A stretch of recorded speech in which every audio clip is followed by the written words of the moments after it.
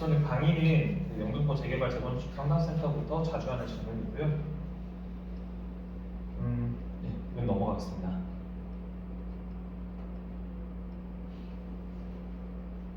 예, 그 재건축 사업기간 최대 6년 단축된다. 분담금도 4분의 1로 단축된다는데 좀 해봐야 될 것 같고요.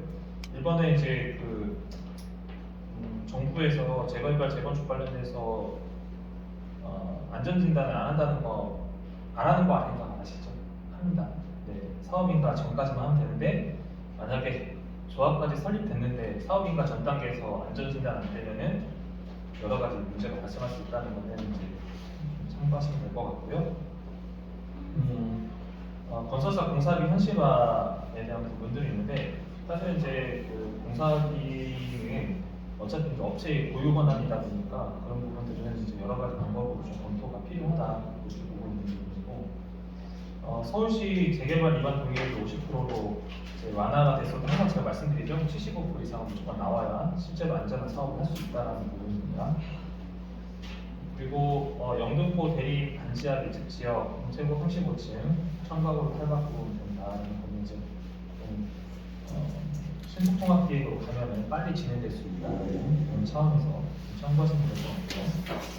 그리고 분양 단가가 3,400만 원 이제 넘어섰는데 일단은 사실 이제 워낙 지금 공사비가 많이 올라 있기 때문에 실질적으로 이제 서울시에 대한 여러 가지 그 재개발 재건축 분양이라든가 실제 부동산 물동량에 따라서 좀 여러 가지 이슈는 있는데 일단 그만큼 이제 많이 올랐기 때문에 분양가가 더 올라간다는 부분입니다. 네, 그거는 좀 안타까운 현실이고, 네, 소형 빌라 오피스텔 사도 주택으로 이제 간주하겠다니까 그만큼 이제 부동산 거래가 안 되고 있기 때문에 그런 차원에서 진행되는 부분입니다. 지금 이게 가장 큰 문제죠. 건설사가 지금 어지간한 사업률이 나오지 않으면 들어오지 않고 있죠. 네, 그런 부분들은 개발하실 때 좀 고려를 하셔야 된다. 좀 볼것 같고요. 네. 오늘 핵심 키워드는 이제 총회하고 전문조합 관리인 대의원의 이사회입니다.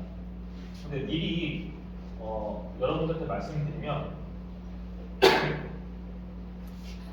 대의원회하고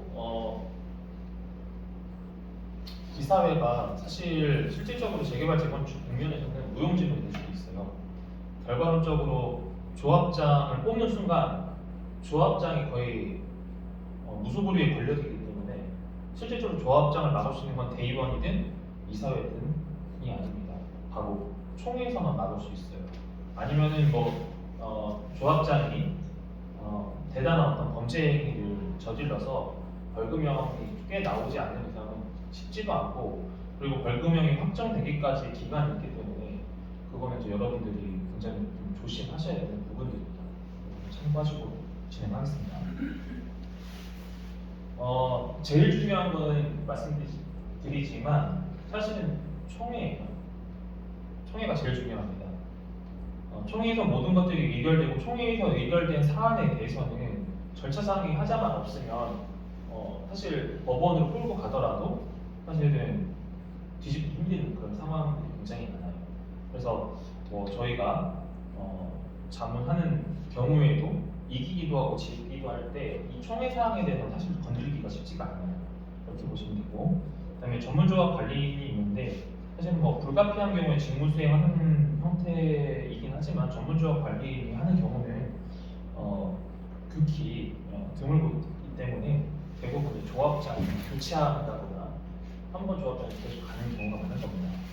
여러분들 아시다시피 대의원은 이제 조합원의 10분의 1 이상으로 이제 의결기관이 구성이 된다는 건데 말 그대로 이거 쉽게 말씀드리면 총회가 제일 상단에 있기 때문에 이렇게 이사회에서 이제 여기서 의견 개진하는 것뿐이에요. 올라오는 의견을 총회에서 하는 거예요. 그러다 보니까 결과론적으로 총회 의견이 제일 중요하다고 보시면 됩니다. 내용들 그렇게 중요하지 않아요. 총회 그 내용을 보시면은 당연히 총회는 1년에 한 번 정기적으로 개최하게 되어 있고요. 그 임시총회 같은 경우는 정해진바 스파성으로 필요시에는 이제 개최를 하는데 대부분 이 임시총회 같은 정기총회는 이제 하게 돼 있기 때문에 한 부분이지만 사실 임시총회 같은 경우는 이제 임시총회가 열리는 경우는 보통 조합장 발의가 많아요. 조합장 발의가 많기 때문에 분쟁 상황에서 좀 여러 상황이 있겠지만 대부분 이렇게 구성이 된다. 그렇게 이해하시는 게 제일 중요하고요. 총회 종류에는 이제 사업시행 계획총회, 관리처분총회, 청산총회, 해임총회 등을 부르기도 하지만 그냥 거의 총회라고 하시면 됩니다. 1년에 한 번씩은 무조건 있다라고 보시면 됩니다. 그리고 중요한 안건 사항 같은 경우는 주로 이제 임시총회 때 스파성을 일어나는 경우가 실무에서 많습니다. 총회 소집권자는 뭐라고 했죠? 조합장, 조합장이 하거나 대부분 이제 발의자 대표론가 전문조합 관리인데 결과론적으로는 조합장 발의가 가장 많이 하는 형태예요. 그래서 이때 조합장에서는 지금 임시조합장이든 조합장 직무 대행자든 해서 조합장이 직접 소집하는데 조합장 직접 소집 이외에 할 수 있는 형태는 조합원의 5분의 1 이상 또는 대의원의 3분의 2 이상 요구하는 경우는 이제 소집이 되는데 이제 조합장이 이제 거부권을 행사하게 되면 또 이게 차입비를 늦어질 수 있거든요. 그래서 그런 부분들 좀 참고하시고 제일 좋은 거는 이제 조합원 발의를 하는 게 제일 좋아요. 그래서 5분의 1 이상이라고 하나 실질적으로 항상 제가 수싸움이라고 말씀드렸을 텐데 50% 이상이 발의를 해주는 게 가장 좋아요. 그러면은 조합장이 안 열려고 해도 안 열 수가 없거든요. 그런데도 안 열어주면은 이제 감사가 직권 발의를 해서 열 수도 있고 감사마저 좀 협조를 안 해주면 나중에 이제 관할 구청에서 통해서 구청장 권한으로 열 수가 있습니다. 그러면은 집단민원 들어가야겠죠. 그런 부분도 좀 참고하시면 됩니다. 그러니까 장황하게 설명 안 드리고 핵심 사항 위주로 설명드릴게요. 그 내용만 알고 계셔도 여러분들 한 8, 90% 넘어가는 겁니다. 발의자는 이제 조합원의 5분의 1 이상, 그 다음에 대의원 3분의 1 이상 말씀드렸고요. 이결 이내 소집하지 않은 경우는 감사가 지체 없이 총회를 소집할 수가 있는데 또 이거를 또 뭐 분쟁 상황에서 조합장이 거부할 수도 있어요. 그렇게 되면은 일단은 감사가 이결 이내 안 하면은 구청장의 승인을 받아서 소집을 할 수가 있고, 그 다음에 이제 그 해당 조합의 그 관리기관 구청에서 행정감사를 할 수가 있죠. 그렇게 보시면 되는 겁니다. 조합 같은 경우는 10분의 이상 되면 똑같은 얘기이기 때문에 이 부분은 좀 넘어가도록 하겠습니다. 전문조합 관리인데요. 사실은 이거는 뭐 거의 이런 일이 발생하면 안 되겠죠. 그런 발생할 일이 없고 이것인데 이거는 뭐 큰 의미가 없으니까 넘어가도록 하겠습니다. 이제 표준정관에 보면은 의사 소집 절차는 이제 이사회 의결을 통해서 사전 심의를 하고, 그러니까 이사회 의결을 한다는 거는 최소한의 요식행위예요. 그리고 이제 의안 심사 때 이제 이사회가 의결을 한다고 해서 모든 게 결정되는 게 아니에요. 최종적으로는 총회에서 결정하게 돼 있기 때문에 이사회에서 알아서 하겠지라는 생각하는 순간 큰 문제입니다. 그래서 이사회는 의결하고 이제 사전 심의하는 거고 소집 공고가 되면 이제 소집 통지가 되고 그다음에 해당 일날 마찬가지로 총회를 여는데 여기서 보시면 소집 공고는 이제 14일 전에 회의 목적 안건에 대해서 이제 공고하게 돼 있고요. 뭐 홈페이지든 게시물이든 그렇게 하게 돼 있고, 그다음에 이제 소집 통지는 이제 총회 일주일 전에 등기우편을 발송할 수가 있는데 기본적으로 이 일정은 무슨 절차이기 때문에 절차는 무조건 뭐 조합이 되는 취지에는 지켜줘야 되는 거고, 그다음에 그런 경우도 있을 수도 있어요. 이건 하나의 팁인데 나한테 그런 사례가 있기 때문에 말씀드리는 겁니다. 나한테 불리한 그러니까 나한테 협조적이지 않는 조합원에 대해서는 일부러 늦게 보낼 수도 있어요. 근데 여러 가지 이제 이유가 발생하죠. 뭐 여러 가지 행정적인 절차가 문제 있었다. 근데 그거에 대해서 잘못했다고 하기가 참 애매해요. 그러니까 그런 부분들은 적극적으로 어필하시고 분명히 발행을 나누면은 그쪽에다가 조합 추진에 있는 조합 쪽으로 담당자한테 사무국장이든 조합장이든 나 못 받았다 이런 의사표시 반드시 하셔야 됩니다. 그게 다 결과물로 남습니다. 그래서 총회 소집 결과 정족수 미달되는 경우는 총회를 재소집해야 되는 거죠. 당연히 재소집하게 되는데 재소집임에도 미달되는 경우에는 이제 대의원 총회를 가름할 수가 있는데 가급적이면은 총회를 통해서 의결을 거쳐야 돼요. 그런 부분을 참고하시면 될 것 같습니다. 총회 이제 개의 요건도 아까 이제 말씀드렸었죠. 그 의사 정족수의 결의를 성립해서 일정 수의 조합원이 출석하고 회의가 성립하는 데 필요한 최소한의 구성원이 되는데 지금 이제 도정법에 따라서 정관이 없는 경우는 조합원의 과반수 출석으로 해야 되고 그다음에 조합원의 과반수 출석과 조합원 10분의 이상이 직접 출석을 해야 합니다. 그러니까 결과론적으로 이거 다 필요 없고요. 과반수 이상이 출석을 해야 되고 실질적으로 총회나 뭐 임시총회가 열었을 때는 관심을 갖고 조합원분들이 가서 봐야 돼요. 그런데 대부분 이제 분쟁이 발생되거나 여러 가지 뭐 좋지 않은 상황에서는 서면 결의로 가름시키는 버리는 경우가 많기 때문에 수싸움이 제일 중요합니다. 그래서 조합 측이나 아니면 혹시 뭐 조합원 입장에서 여러 가지 이슈가 있으시면 이 조합원 수싸움에서 무조건 이기지 않으면 쉽지 않을 수가 있습니다. 규정에서 보시면은 그 총회 종류에 따라서 사업 시행 계획서라든가 뭐 관리처분 계획이라든가 이런 것들이 있는데 그거는 이제 조합원의 10분의 2 이상이 이제 직접 출석을 이제 요청을 하는 거고 근데 사실은 지금 이거보다 더 중요한 거는 뭐가 제일 중요하냐면요. 시공사 선정을 위한 총회가 제일 중요해요. 왜냐하면 결과론적으로 모든 사업비의 시작은 시공사가 넣는 계약금부터 해서 사업비가 집행이 되기 때문에 시공사를 선정을 잘못하면은 이제 문제가 되겠죠. 그죠? 그리고 근데 사실은 여기서 한 가지 팁을 드리면 시공사가 선정되기 전에 이미 경합하는 시공사 차원에서 자체적으로 OS를 돌립니다. OS를 돌리고 여론몰이하고 해서 이미 총회가 통상적으로 하기 전에 대략적으로 결정이 나요. 실무 거의 결정됐다고 보시면 돼요. 뭐 여러 가지 조합의 입장에서도 볼 수도 있고 또 조합 쪽의 업무가 마음에 안 드시는 분들도 계시면 또 그분들이 또 밀어주는 시공사가 있을 텐데 총회전 이미 끝납니다. 그렇기 때문에 그 전에 여러분들이 조합원분들이 관심을 많이 갖고 나한테 어떤 게 도움이 되는지 이런 거를 구분할 필요가 있고 그거에 따라서 시의적절하게 대응을 하셔야지 나중에 문제가 발생하지 않을 수 있습니다. 그래서 조합원의 과반수가 직접 출석해서 의결을 하신 쪽으로 변경이 됐던 거죠. 뭐 전문 조합원 관리된 부분은 이제 정관의 뭐 변경이라든가 그다음에 뭐 자금의 차입이라든가 근데 자금의 차입도 사실은 이제 동의를 뭐 전문 관리인이든 아니면 조합장이든 그 자금을 차입하게 되면 동의를 사실 받고 해야 되는 게 맞는데 근데 사실 그 자금 차입이라는 개념이 좀 애매모호해요. 그리고 당장 급한데 총회를 열 수 없는 상황이면은 이런 자금 차입에 대한 부분에 대해서는 정말 과하지 않은 이상은 그냥 실무에서 보면은 좀 유하게 넘어갑니다. 유하게 넘어가요.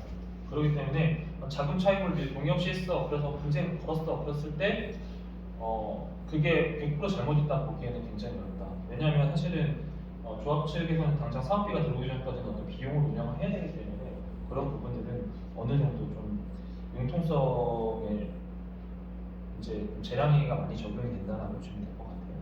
그렇게 보시면 되고요. 그 다음에 조합원의 임원 선임이라든가 해임에 대한 부분도 그거는 별로 중요하지 않을 것 같고요. 의결 방법인데 총회 의결을 하기 위해서는 이제 그러니까 출석한 조합원의 일정 수 이상의 이제 의결이 있어야 되는데요. 법도는 이제 정관의 규정이 없는 경우에는 이제 조합원 과반수 출석과 출석 조합원의 또 과반수 그러니까 예를 들어서 조합원 수가 100명이다라고 하면은 50명 이상이 출석을 해야 되고 그다음에 그 50명 이상 중에 25명 이상이 동의하면은 그건 통과가 되는 부분입니다. 그리고 이제 사업 시행 인가나 이런 부분에 대해서는 과반수의 찬성이 필요하고요. 그리고 정비 사업비가 10분의 1 이상 증가되는 경우는 조합원의 3분의 2 이상이 찬성이 되는 부분인데 사실은 이제 실질적으로 잘 운영되는 것도 잘 운영되는 조합 같은 경우는 잘 이대로 맞춰서 운영하기도 하지만 사실은 대부분 서면 결의로 끝나는 경우가 많아요. 그러면 서면 결의는 어떤 사항인지 모르고 일단 동의를 해준다는 거죠. 그러니까 그런 부분들은 좀 신경을 쓰셔야 된다 보시면 되는 거고요. 그리고 내가 도장 찍어주거나 동의하는 거에 대해서는 꼼꼼히 잘 살펴보셔야 된다. 좀 많이 강조하고 싶습니다. 대리인 자격 같은 경우에는요, 배우자, 직계 종기속 또는 형제자매 중에 성년자인데 해외에 거주하는 조합 및 법인이 지정한 자입니다. 그래서 대리인이 지정해야 될 거는 위임장이 분명히 있어야 되고요. 근데 위임장도 가급적이면 조합에서 그 총회나 이런 거를 고지를 할 때 위임장 양식을 보냅니다. 그래서 그 위임장 양식을 준용을 해주시고요. 간혹 급한 상태에서 뭐 이제 저는 양쪽 다 얘기를 해야 되기 때문에 이제 조합 차원에서는 그 규정 양식을 지켜야 되는데 간혹 급한 쪽에서 별도로 조직이 움직이다 보면은 그 위임장 양식을 별개로 해서 처리하는 경우도 있어요. 그런 경우에는 인정이 안 될 수도 있다. 그리고 이제 신분증은 반드시 지참해야 되는 거고, 그다음에 대리인 가족일 경우에는 이제 가족관계 증명원이나 이런 것들 증명서를 반드시 내야 됩니다. 없으면은 안 되고요. 그리고 이제 본인 참석하는 경우에 신분증만 있으면 됩니다. 그래서 서면 결의서 같은 경우에는 이제 조합에서 지정하는 일시까지만 제출하시면 되는 거죠. 당연한 거죠. 언제까지 제출하라고 하면 되는 거고. 서면 결의서 제출에 현장 참석 시 직접 참석 인원을 설정하면 서면 결의서 개봉 전까지는 참석지는 철회 가능하다. 개봉하면은 안 되는 거예요. 개봉되면 이제 끝나는 거죠. 그래서 이제 시공자 선정을 위한 총회 의결 경우에는 서면 결의서를 제출했다 하더라도 직접 출석하여 의결하지 않는 한 직접 참석자에게 포함되지는 않는다는 부분. 그러니까 지금 이제 시공사 선정 같은 경우에도 제일 중요하다고 했어요. 그러니까 재개발 재건축에서는 제일 중요한 게 일단은 조합장을 뽑는 게 제일 중요하고요. 두 번째는 시공사 선정하는 게 제일 중요합니다. 실제적으로. 그러면 본인이 직접 의사결정을 하고 서면결의서 끝내버리면 안 된다는 거고, 최근에 이제 도정법이 강화가 되면서 시공사 선정할 때 그리고 설명회 기사할 때 그리고 조합원들의 직접 참여를 많이 유도하는 거예요. 무슨 말씀인지 아시죠? 그만큼 이제 조합원의 권리를 보장해줬는데 참석을 안 하면 어떻게 된답니까? 본인이 권리를 보장받은 거를 행사를 안 했기 때문에 그거에 대한 본인이 타당한 책임을 지셔야 되는 겁니다. 그러면은 시공사 선정 총회를 할 때 그러면 조합원의 10분의 2가 직접 참석해야 된다는 건가요? 지금 그렇죠. 쉽게 말하면은 절반 이상은 직접, 그러니까 조합원 총회 때는 절반 이상 참석을 권고를 하고 있죠. 직접 참석을 권고하고 있죠. 직접 참석을 50% 해야 된다는 거죠? 시공자 선정 네. 직접 참석 50% 네. 맞아요. 직접 50%입니다. 참석 50%. 네, 50%입니다. 전에는 그렇게 안 해도 됐거든요. 얼마 전까지만 해도 네, 그냥 뭐 저희가 자문했던 것도 시공사 선정할 때 서면 결의서가 태반이고요.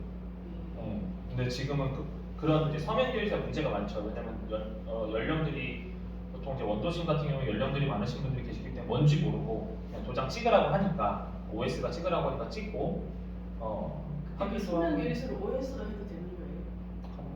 네? 실무에서는 OS가 받는다. 아, 서면 결의서를 OS로 받아도 문제가 없다고요? 그게 좀 문제가 없다고 할 수는 없죠. 없다고 할 수는 없는데 그렇게 받기 때문에 예. 그게 이제 그런 부분들을 잘 짚어내야 된다는 거죠. 서면 결의서를 우편으로 보내드리든지 이래야 되는 거 아닌가요? 우편으로도 보낼 수도 있고요, 인편으로도 보낼 수 있어요. 인편으로 보낼 수도 있어요. 정관이나 시행 네. 규정에 네. 서면 결의서가 어떻게 도착을 해야 된다는 규정이 있어요. 네, 인편으로 보내고 아니면 뭐 대면에 보내기도 하고 하는데 어쨌든 제일 중요한 건 시공사 선정에 그런 문제가 있기 때문에 제일 중요한 시공사 선정에 대해서는 직접 참석을 이제 공부하고 있는 거죠. 해야 된다라고 하는 거고. 그래서 이제는 이제 서면 결의서로 대체하기가 조금 제한이 되는데 그런 것도 좀 하시는 거예요. 그래서 또 한 가지 서면 결의서에 대해서 궁금한 게요. 총회에서 서면 결의서를 그 전날까지 제출하게 돼 있잖아요. 근데 그걸 추진위원회에다가 하잖아요. 그럼 추진위원회 서면 결의서가 몇 장 들어왔는지 그걸 알 수는 없잖아요. 추진 몇 장 들었는지. 추진위원회 그 전날까지 몇 장 들어왔다. 네, 그거를 주민들이 알 수는 없잖아요. 그렇죠, 당연히 그렇죠. 근데 그게 어떻게 보면 효력이 제대로 있다고 할 수 있나요? 그런데 그래서 이제 그런 경우에는 이제 이런 경우가 많죠. 그러니까 서면 결의서를 이제 하게 되면은 본인들이 등기를 보내거나 그러면 이제 영수증이 첨부가 되는 거잖아요. 예. 근데 거기서 예를 들어서 서면 결의서 누락시켜 버리면은 이제 절차상에 하자 볼 수 있는 거니까 제가 봤을 때는 이제 선생님의 질문은 현장. 분쟁 국면에서 말씀하시는 것 같은데. 아니 네. 그렇지 이제 뭐 서면 결의서 제일 문제가 많다고 하니까 근데 사람들이 서명결의서를 추진위원회에 그냥 인편으로 보내버리면 그럼 추진위원회에서 뭔가 이렇게 통상적으로 이제 조합 추진위원회나 조합 차원에서 서명결의서를 받게 되면 임명서에다가 체크를 해놓긴 하거든요. 아 임명부 네, 체크해놔야 돼. 이 사람은 뭐 직접 참석할 건지 뭐 물어보는 경우도 있고, 안 물어보면은 서명결의서 보면 그거 다 체크를 해놓으면 뭐 보여달라고 할 수 있죠. 근데 이제 그런 부분이 되게 어떻게 보면 그거를 그러면은 그날 가서 정보국에 청구해달라고 그러면 안 해줄 거 아니에요. 서명결의서 원래 오늘까지 몇 점 들어왔나 이러면 그렇게 되면 아 정보국에 청구 15일 뒤에 해주겠다 이렇게 되면 너무 웃기는 거 아니에요 이게? 근데 15일 뒤에 한다고 하더라도 예, 그러면은 사실은 결과가 바뀔 수도 있는 거잖아요. 만약에 이제 서명결의서가 뭐 오늘이 내일이 총회인데 오늘까지 10장 들어왔는데 이게 아니에요. 그거는 선생님이 너무 과하게 좀 말씀하시는 것 같고, 결과가 바뀔 수가 있죠. 근데 오픈을 안 하면 예를 들어 서명결의서가 도착했는데 그게 없는 것처럼 했다면 절차상의 하자기 때문에 100% 가는 거고, 아니면은 어쨌든 그 표가 찬성이든 반대는 측에서 뭐 찬성보다 반대가 많을 수도 있고 반대가 찬성보다 많을 수도 있는 거니까 그거는 그거에 맞춰서 가는 거니까 그건 뭐 절차상의 하자의 문제이기 때문에 그렇게까지는 뭐 고민하실 필요는 없는 거고, 뭐 문제가 있어 보이면 정보공개 청구할 필요는 있는 거죠. 그리고 어차피 현장에서 확인을 합니다. 개봉을 하게 되면. 그렇게 해서 만약에 뭐 내게 누락이 됐다 그러면 누군가는 얘기를 하죠. 내 거 왜 없냐, 뭐 다른 사람이 왜 이 사람이 냈다고 하는데 이 사람 왜 없냐 이제 물어보는 건데, 사실은 뭐 일반적인 상황에서 서명결의서 개수를 막 확인해달라고 하는 경우는 거의 없어요. 서명결의서를 네, 그렇죠. 서명결의서를 잘 되고 있으면 서명결의서 몇 부가 들어왔는지 그렇게 중요하지 않거든요. 네, 그래서 사실은 이제 뭐 서명결의서를 직접 확인하겠다는 경우에는 뭔가 조합에 불만이 있는 경우를 제외하고는 잘 확인 안 하죠. 이렇게 보시면 되고, 뭐 누가 서명결의서 제출했다 뭐 그런 얘기까지 직접적으로 하지 않고 있기 때문에 사실은 뭐 그런 상황이 아닌 이상은 뭐 근데 확인하는 대부분의 거죠. 경우 보면은 무슨 서명결의서가 거의 100%고 현장 참석하는 사람 별로 없지 않나요? 별로 10% 정도 10%가 되는지 모르겠는데 거의 보면 서명결의서가 많아서 그래도 이제 현장 참석하는 경우는 그래도 20-30%는 없고요. 근데 총회 같은 경우하고 추진위원회하고는 또 틀리는 건가요? 서명결의서 내용이? 아니면 뭐 여러 가지 절차상으로는 이제 뭐 추진위원회 단계에서 이제 조합법을 추진위원회를 저걸 하려고 그러면은 직접 참석이 몇 프로 이상은 돼야 되는데 이런 항목은 없지 않나요? 직접 참석률은 예. 어차피 지금 조합원 수의 뭐 과반 이상은 무조건 참석을 어떤 식으로든 해야 되기 때문에 추진위원회 같은 경우에도 어차피 공식적으로 이제 그러니까 운행이 되려면 예. 어쨌든 50% 이상은 무조건 참석이 줘야지 출범할 수가 있는 거잖아요. 그게 아니라 추진위원회가 구성이 돼서 이제 추진위원회 성립이 됐는데 추진위원 회의를 해야 되잖아요. 네. 그래서 추진위원 회의를 할 때 그때 이제 사람들이 직접 참석하지 않고 전부 서명결의서로 낸단 말이에요. 그럴 경우에는 직접 참석은 안 해도 된다는 거잖아요. 서명결의만 하면 된다는 거죠. 서명결의로 가능하죠. 근데 추진위원회 단계에서 예, 예. 총회를 열 총회? 경우가, 그러니까 이제 추진위원회 총회를 여는 경우가 언제냐면 거의 대부분 1년에 한 번씩 하는 거죠. 아니요, 추진위원회 단계에서 이제 총회를 여는 단계가 주로 언제냐면 조합 설립할 때예요. 조합 설립할 때 추진위원회 열기 때문에. 근데 추진위원회가 보통 그 기간을 짧게 가져가려고 하는 거죠. 그게 그 문제가 질문이 아니고요. 이제 보통 보면은 추진위원회라고 열잖아요. 추진위원들만 100명 뭐 이렇게 모아가지고 열잖아요. 네. 그때 이제 그 서명결의서도 대부분 가름하지 않냐는 거죠. 그때는 현장 그 추진위원회에 몇 명 이상 참석해야 된다 이런 규칙이 추진위원회가 100명이라고요? 추진위원들만 있는 그게 추진위원회가 100명이 아니라 사람들이 한 500명 된다 그래도 그 중에서 추진위원을 뽑잖아요. 네. 그리고 그 추진위원회를 추진위원들을 뽑잖아요. 그러니까 그 추진위원회가 추진위원회를 소집을 하잖아요. 총회 가기 전에. 네. 그러면은 그때 이제 소집할 때 그 현장에 참석하는 사람은 하나도 참석 안 해도 되는지, 아니면은 그 추진위원 중에 10%는 뭐 현장 참석해야 되는지, 아니면 서면으로 다 가름이 되는지 그걸 물어보는 거거든요. 거거든요. 그러니까 추진위원회에서 예, 예. 추진위원회에서 위원들의 회의를 여는데, 그렇지, 그게 그러니까 추진위원회잖아요. 그때 뭔가 의사결정을 할 때 예, 이제 그럴 경우에 몇 명이 참석해야 되냐? 실제로 현장에 몇 명. 현장 참석? 운영 규정에 있을 텐데. 네. 그 어차피 내부 규정을 만들기 때문에 그 내부 규정에 따라 틀리는 거예요. 그러면 표준 무슨 표준 규정? 운영 규정도 있어요. 표준 운영 네. 규정에는 몇 명으로 돼 있나? 그건 확인을 해서 따로 알려드릴게요. 지금 네. 강의 시간이니까. 네, 확인해드릴게요. 예. 제가 그것까지 다 기억을 못 하고 있어서 그건 말씀을 드릴게요. 근데 어쨌든 제일 중요한 거는 뭐 추진위원회든 뭐 조합이든 간에 어차피 50% 이상은 무조건 참석을 해야 의결이 되는 구조이기 때문에 그렇게 보시면 되는 거고, 그리고 추진위원회에 이제 말씀을 하셔서 쭉 말씀을 드리면 사실은 이제 추진위원회가 운영이 된다고 하더라도 거의 이제 의결하기 위한 최소한의 행정 절차, 뭐 어떤 사진도 찍어놔야 되고 그런 거기 때문에 그냥 저희가 그런 것까지는 여태까지 자문하면서 뭐 추진에 그렇게 물어보신 건 없었고, 그냥 참석하고 사진 찍고 거의 의결사항은 이미 공유가 됐기 때문에 그냥 바로 해산하는 형태였거든요. 그렇게 하고 회의로 남겨놓고 그런 구조로 가고 있어서 그 부분은 저희가 한번 확인을 해드릴게요. 네, 한번 확인을 해주시고, 네, 총회를 참석할 수 있는 대상으로는 이제 조합원과 공유 조합원인데, 사실은 이제 그 조합원은 뭐 당연히 참석을 하셔야 되는 거고요.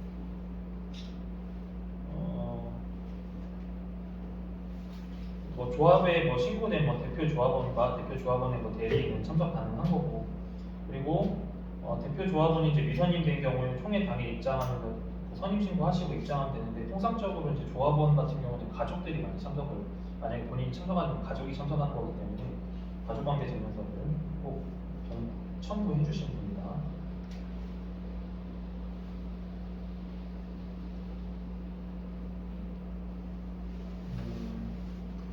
서민 결의서 같은 경우에는 이제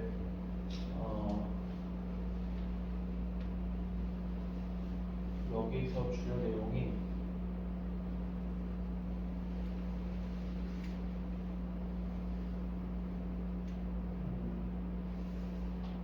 일단은 기본적으로 서면 결의서 같은 경우는 좀 내용이 뭐 이 내용이 중요한 게 아니라, 서면 결의서 같은 경우에는 그 조합이든 추진위원회 차원에서 제출하는 그 양식을 준용을 해달라, 그런 걸 좀 강조하고 싶어요. 근데 여기서는 뭐 그 내용이 딱히 뭐 크리티컬한 건 없어서 네, 그렇게 보시면 될 것 같고요. 대의원, 네, 대의원회가 두는데 사실은 이제 대의원도 뭐 서두에 말씀드렸지만 사실 권한이 크게 없어요. 의결사항을 제외한 뭐 대행하는 게 의결기관이라고 하는데, 물론 이제 나중에 정관상에 아까가 뭐 예를 들어서 내부 정관으로 해서 뭐 대의원에서 뭐 다른 사항에 대해서 의결 권한을 정관안에 둘 수도 있긴 있는데, 사실은 이제 사실 그런 큰 의결 기관은 아니고 최종적으로는 총회에서 최종 의결을 해줘야 되는 상황이기 때문에 뭐 조합원의 10분의 1 이상을 구성한다, 그 정도로 보시면 될 것 같아요. 그래서 대의원의 역할은 조속한 의사결정, 그러니까 조속한 의사결정인데 어떤 뭘 결정하는 건 아니고, 일단은 이제 회의가 진행이 되기 때문에 거기에 일단은 안건이라든가 심사해야 되는 그런 내용을 할 수 있고요. 조합의 업무 집행, 감시 및 견제를 하는 게 이제 고유의 권한이긴 하나, 실질적으로는 보통 대의원들도 본인이 지원하지 않는 이상 향후 이제 조합을 운영할 사람들이 추천을 해버리기 때문에 내가 그쪽하고 상관관계가 없다고 치더라도 대의원으로 활동을 적극적으로 좀 권장을 하는데, 통상적으로 이제 대의원은 뭐 본인이 지원하는 경우보다는 어느 정도 사전에 만들어서 들어가는 경우가 좀 있어요. 그러니까 그런 부분들은 조금 참고를 하셨으면 좋겠어요. 그런 일이 발생하지 않도록.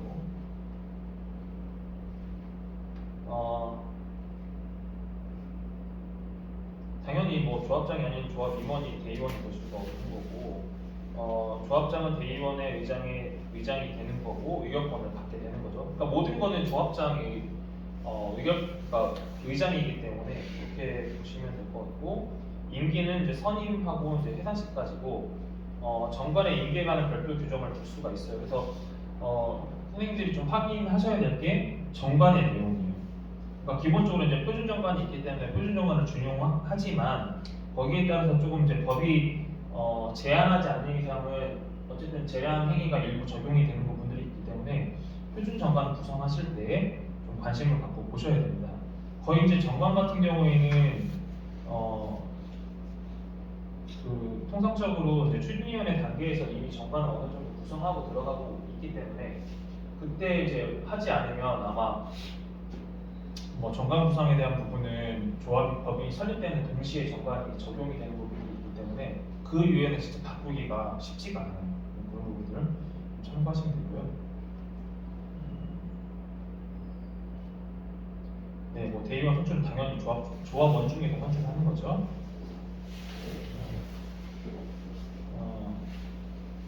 네, 조합장도 대의원 회 의장이긴 하지만 당연히 대의원이고요. 대의원이 구성이 했는데 예를 들어서 이제 100명 중에 10명을 구성을 했는데 대의원이 빠지면은 당연히 총회를 통해서 네, 인원을 채워야 되고요.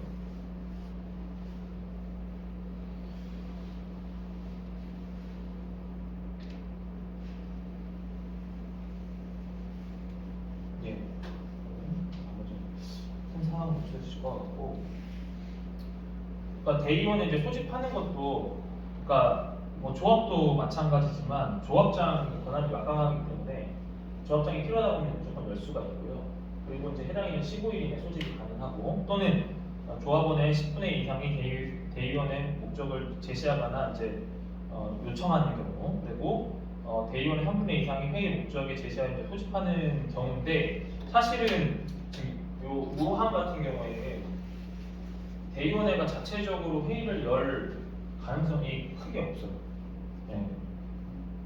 아까도 말씀드렸지만 여러 가지 이제 문제의 상황이 발생했을 때만 여는 거지 거의 자체적으로 누가 안건을 제시하거나 여는 경우는 거의 없다고 보시면 될 것 같습니다. 이렇게 보시면 되고.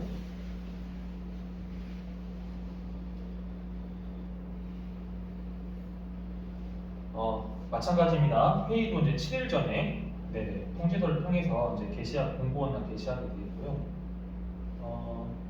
긴급 사안에 대해서는 이제 회의 개최일 3일 전에 이제 통지를 하게 돼 있는데 뭐 안건 상정 여부인데 뭐 거의 기묘한 사항은 없고요. 어느 정도 이제 조합이 구성이 돼가지고 이제 돌아가기 시작하면 사실 이제 대의원이 어떤 별도의 의안을 상정할 가능성은 그러니까 조합장이 이제 임총을 열거나 아니면 조합장 발의 아니면 거의 자체적으로 하기는 어려워요. 왜냐면 조합상을 제일 잘 알고 있는 거는 조합장이 알고 있기 때문에 그런 부분들도 좀 참고하셔야 될 것 같고 의결 사항으로는 이제 거리된 임원이나 대의원의 이제 보고선거에 대한 이제 의결이에요, 의결. 그리고 예산 및 결산 승인에 관한 방법이라든가 그다음에 사전 심의 및 총회로부터 위임받은 사항, 위임 사항이라는 게 있죠. 위임이 대의원한테 어떤 거를 주는지 내용을 꼭 보셔야 돼요. 총회로부터 어쨌든 총회가 위임을 줬을 때 대의원을 줬을 때 이 위임 사항이 나의 이해관계에 맞는지 안 맞는지 그런 걸 좀 확인해 주실 필요가 있는 거고요.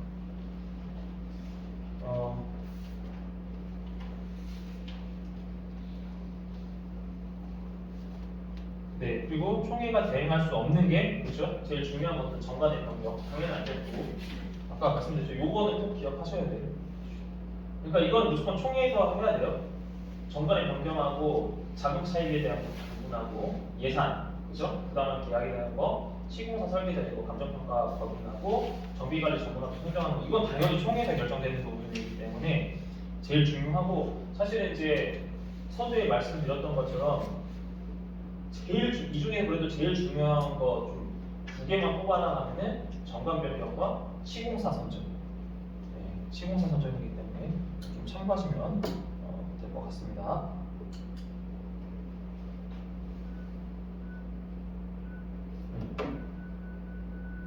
근데 예산에 대해서 물어보고 싶은데요. 네. 예산을 만약에 이제 원래 그 작년 같은 경우에 네. 2023년, 24년 예산을 해야 되는 거죠? 이제 총회를 열면 2024년도 거든요. 2024년도 예산을 해야 되는 거잖아요. 네. 근데 그러면은 만약 2024년 걸로 안 하고 23년 걸로 하면 어떻게 되는 거죠? 그 무슨 말씀이시죠? 아, 그러니까 이제 그러니까 예산이 이제 네. 예산을 이제 그 전에 예산 하기 전에 이제 총회를 열어서 예산을 통과시켜야 되잖아요. 네. 근데 이제 그 예산을 2024년 예산이 아니고 2023년 예산을 통과시키면 그러면 어떻게 되는 거죠? 그럼 준 예산으로 그냥 2023년에 준해서 24년을 운영해야 되는 건가요? 일단은 기본적으로는 이제 예산안 심사 같은 경우에는 차년도에 대한 예산안 심사하는 것 같고요. 예. 근데 이제 예를 들어서 초기에 예산을 이제 설정을 했는데 예. 이제 막상 업무를 수행하다 보니까 예산이 이제 뭐 추가적으로 사용되는 부분이 있잖아요. 예. 그런 거는 이제 감사하는 차원, 보고하는 차원에서 할 수는 있죠. 2023 절차상의 문제가 없다면. 2023년 예산으로 예, 할 수 있어요. 근데 그러면은 2024년 예산 안 하고 23년 예산만 해도 되는 거예요? 그렇게 2023년 예산안을 2023년 12월에 가서 2024년 예산으로 해도 되냐는 거죠. 그건 당연히 안 되죠. 그러면은 2024년 예산이 지금 안 잡혀 있잖아요. 네. 그럼 2024년에는 어떻게 예산을 집행해야 되는 거예요?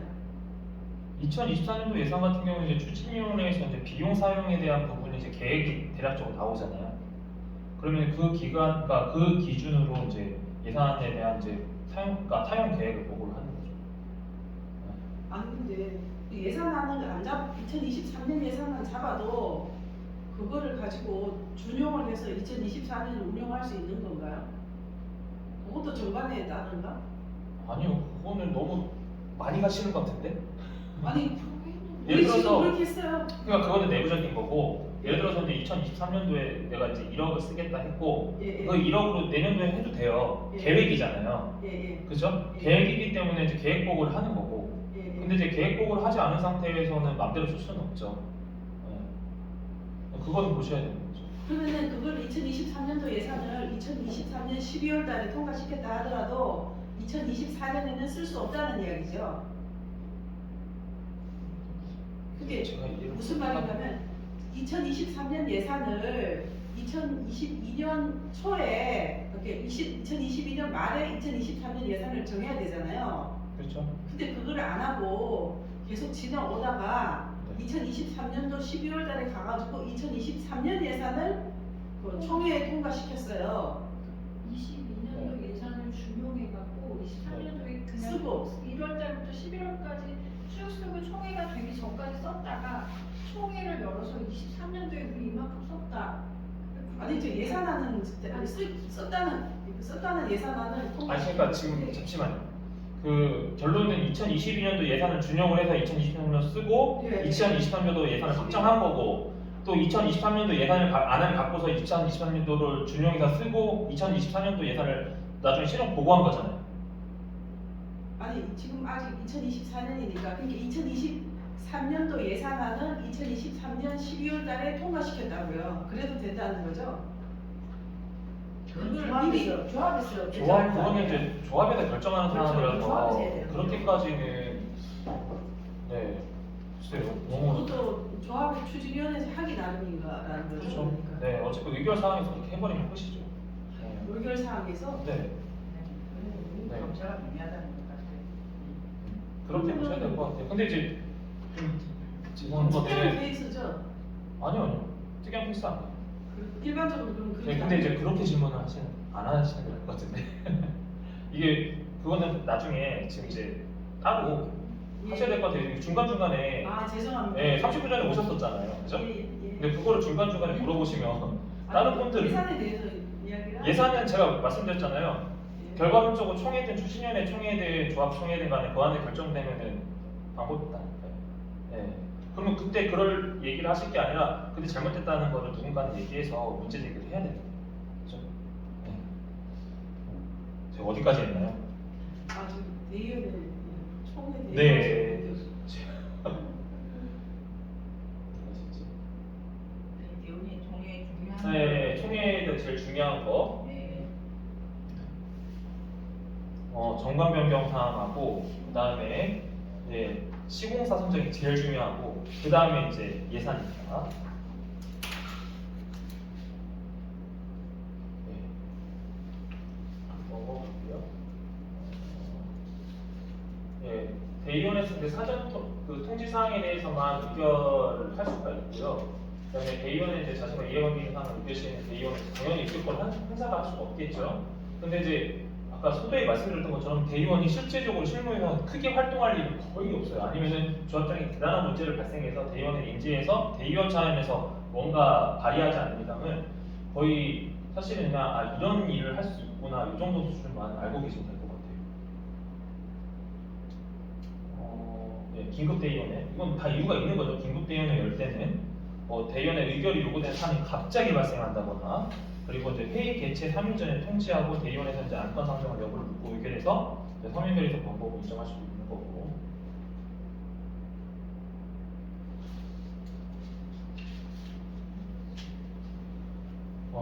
예, 이사회입니다. 사실은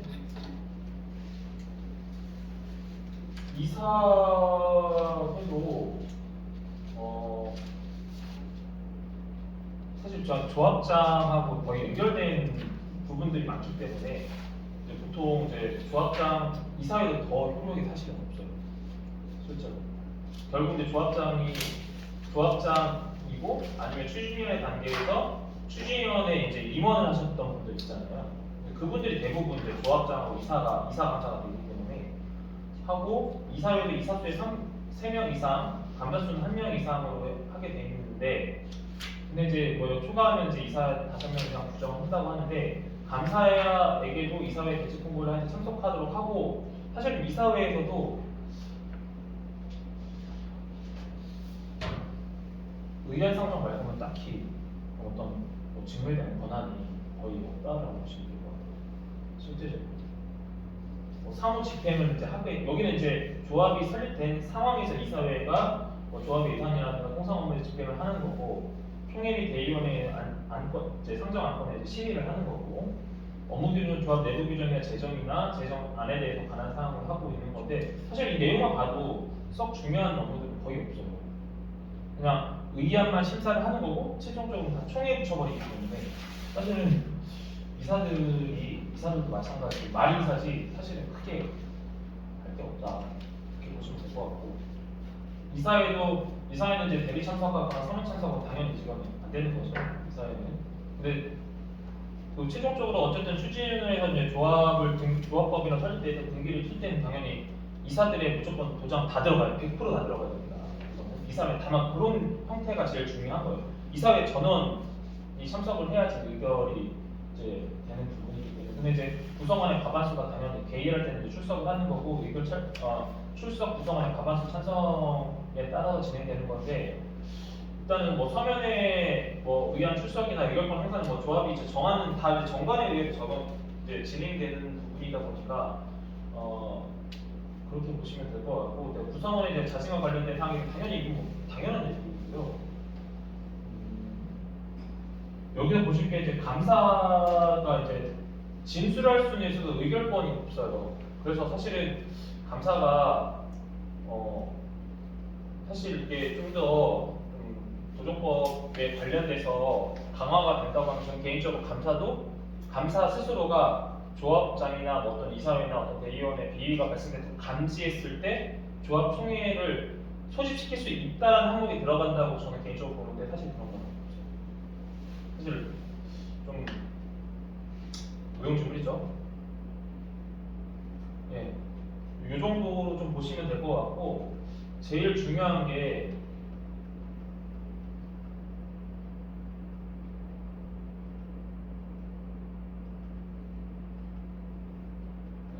총회예요.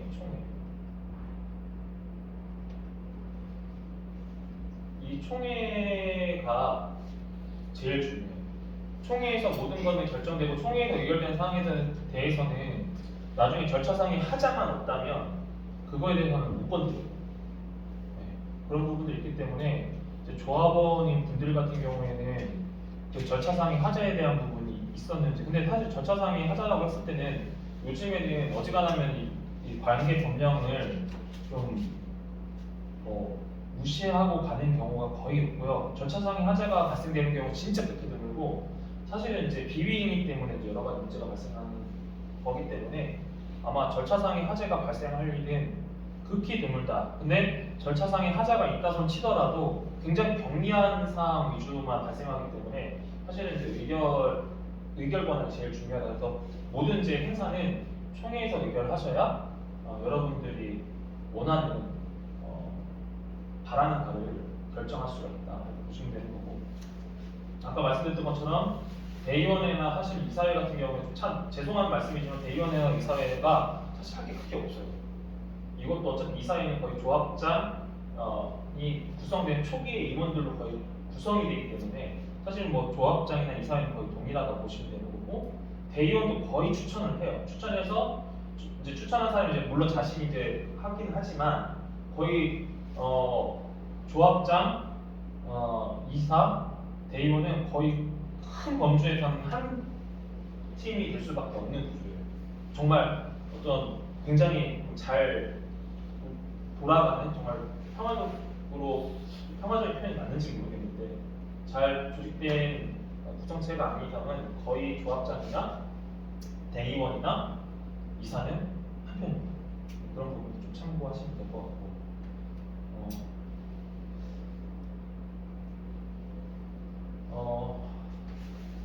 이거는 이미 앞에 설명드렸고,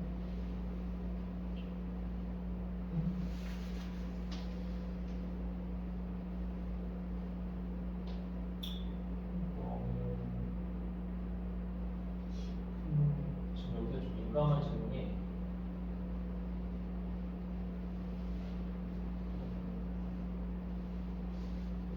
네. 여기서 보시면 아시겠지만 이런 건데, 이제 그 대리인 참석에 대한 직접 참석 같은 경우는 이제 그 직접 출석에는 조합원 대리인, 조합원 본인을 대리해 출석하는 경우를 이제 포함하게 되는데, 보통 이제 가족들이 대리인으로 참석을 많이 한다고 말씀드렸죠. 그래서 까먹지 말아주셔야 될 게, 그 가족관계 증명서 무조건 서류는 완성본으로 갖고 가야 돼요. 꾸준히할 게 안 돼, 인정 안 돼요. 아시죠? 이미 설령 이렇게 알 수 있잖아요. 제가 조합원이고 제 아내인데 다 가족이니까 알 거 아니에요. 근데 저희 아내가 참석을 했어요. 근데 서류가 없어요. 우리는 알지만 현장에서 인정이 안 된다. 그것 때문에 문제가 안 된다. 그런 부분이고, 서면 계획서도 제출할 때 마찬가지. 신분증 빠져 있으면, 본인 신분증이나 이런 것들이 빠져 있으면 어떻게 될까요? 인정받을까요?